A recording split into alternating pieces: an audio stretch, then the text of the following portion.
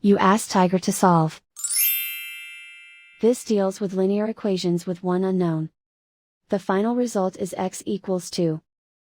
Let's solve it step by step. Simplify the expression. Expand the parentheses. Simplify the arithmetic. Expand the parentheses. Simplify the arithmetic.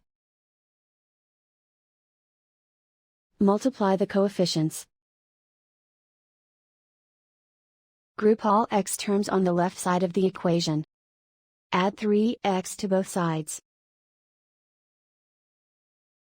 Group like terms. Simplify the arithmetic. Group like terms.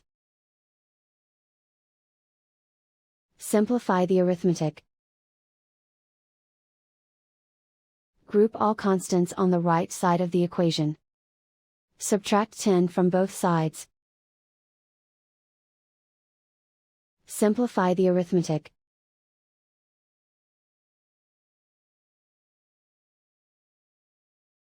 And so the final result is x equals 2.